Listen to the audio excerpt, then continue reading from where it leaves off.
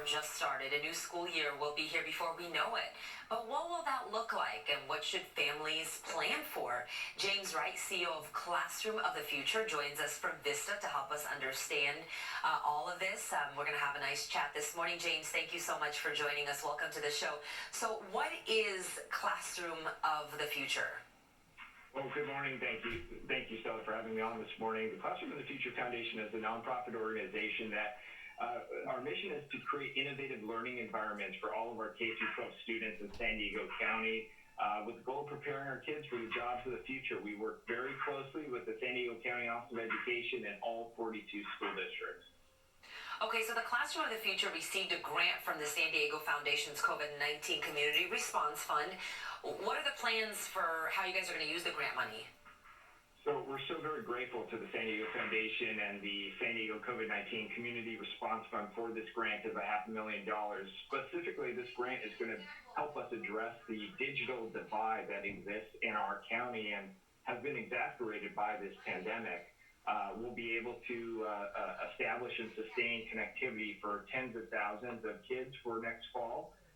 Earlier this spring, when our schools closed, of course, and moved to distance learning, we were able to verify that 1 in 5 students in San Diego County lack internet connectivity at the home or have inconsistent internet connectivity. And so this grant is going to help a great deal in getting those students online.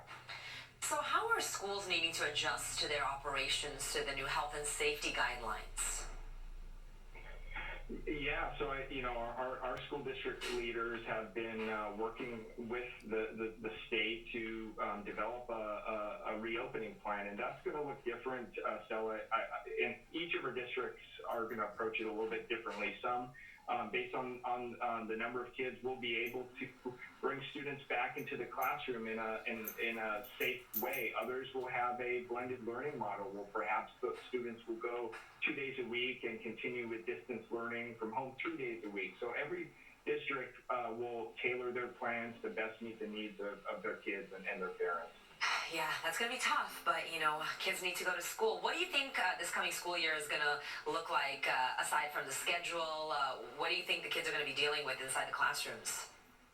Well, I believe that digital distance learning is going to be with us in some fashion in the fall. So students are going to continue to learn from home, and, from a technology perspective, it costs about $2,000 per student to provide them with a device and equipment and connectivity. And with our public schools facing unprecedented budget cuts, philanthropy is just so critical right now to help meet this immediate need for keeping our kids online. And that's why we're just so very grateful to the San Diego Foundation for helping us bridge this digital divide. You mentioned technology being one of the challenges. What do you think some of the other biggest challenges for our students are?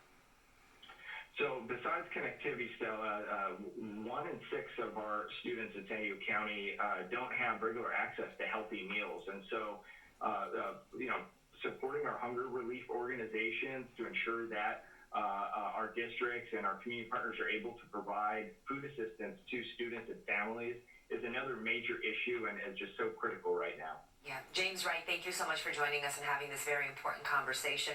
A lot is still unknown at this time, but we're moving along best as we can, right? Absolutely. Thank you, Stella. James, thank you. When we talk